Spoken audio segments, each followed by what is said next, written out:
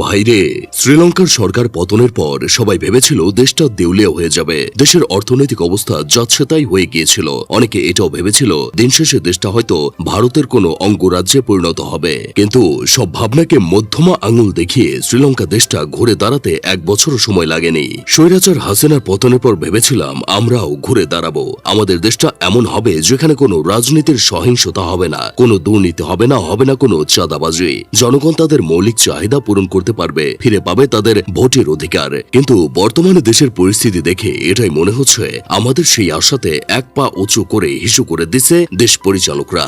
আগে তো মাত্র একটা দল জনগণকে চুষে খেত, আর এখন 90টা দল জনগণকে চুষতে শুরু করছে। আগে একটা দলকে চাঁদা নামক বিস্কুট দিলেই হতো, সেই বিস্কুট খেয়ে সবাই ঘেউ ঘেউ করা বন্ধ করে দিত। আর এখন 90 দলকে বিস্কুট দিতে হয়। এক দলকে বিস্কুট দিয়ে শান্ত করলে বাকি 89টা দল এসে দাবি করে তাদের বিস্কুট দিতে হবে। বিস্কুট না দিলেই ঘেউ ঘেউ শুরু করে দেয়। এক ভিডিওতে দেখলাম এক নেতা বলছে ধানের শীষের বাহিরে কেউ দাড়িপাল্লাতে ভোট দিয়ে বিএনপির নেতাকর্মীদের কাছ থেকে রেহাই পেয়ে সুস্থভাবে বাড়ি ফিরে আসতে পারবে বলে আমার তো মনে হয় না। আবার আরেক ভিডিওতে দেখলাম আরেক নেতা বলছে কোন মায়ের ছেলে যদি জামায়াতকে ভোট না দিয়ে অন্য কাউকে ভোট দেওয়ার চেষ্টা করে তাহলে তাকে দেশ থেকে তাড়িয়ে দেওয়া হবে। এই যদি হয় দেশের বর্তমান পরিস্থিতি, তাহলে সাধারণ জনগণ যাবে কোথায়? এক দলকে ভোট না দিলে কুত্তামার মারবে, আর অন্য দলকে ভোট না দিলে দেশ থেকেই বের করে দিবে। এর থেকে তো আগেই ভালো ছিল, ভোটাভোটের কোনো ঝামেলাই ছিল না। ভোটের আগের রাতে কেল্লা ফতে হয়ে যেত, রিস্ক নিয়ে ভোট কেন্দ্রে যাওয়া লাগতো না।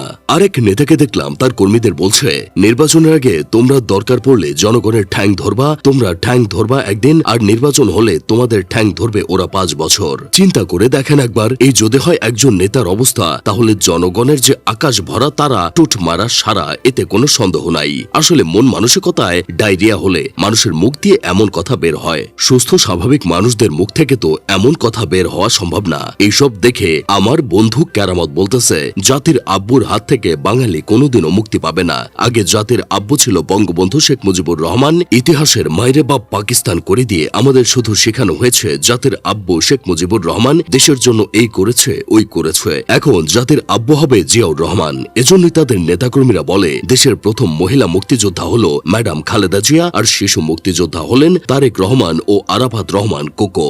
আসলে ভাই, সত্যি বলতে ডক্টর ইউনূসকে নিয়ে আমাদের মনে যতটা আশা ছিল উনি সেটার 100 ভাগের 10 ভাগও পূরণ করতে পারে নাই। মনে হচ্ছে দেশ উনি চালাচ্ছেন না, দেশ চালাচ্ছে এখনো ক্ষমতায় না আসা নেতাকর্মীরা। উনি কাঠের পুতুল হয়ে শুধু দাঁড়িয়ে আছেন। আর দেশের প্রশাসন ব্যবস্থা এতটাই দুর্বল যে তাদের কলিকাতা হারবালেও কাজ হবে না। এর থেকে যদি ব্রাহ্মণবাড়িয়ার লোকজনকে প্রশাসনের দায়িত্ব দেওয়া হতো তাহলে 7 দিনেই দেশ ঠান্ডা করে দিত। যাই হোক, শেষমেশ আমি গোলাম হোসেন একটা কাজের কথা কই। কোন পাপের কারণে যে জন্মটা বাংলাদেশে হয়েছে জানি না, সেই পাপের শাস্তি হিসেবে এই দেশে বসবাস করতে হচ্ছে। নেক্সট টাইম কোন সুদানের ফোয়া যদি কানের কাছে বলে এটা সোনার বাংলাদেশ, তাহলে তার নিতম্ব আর আমার আইক্যাওয়ালা বাস।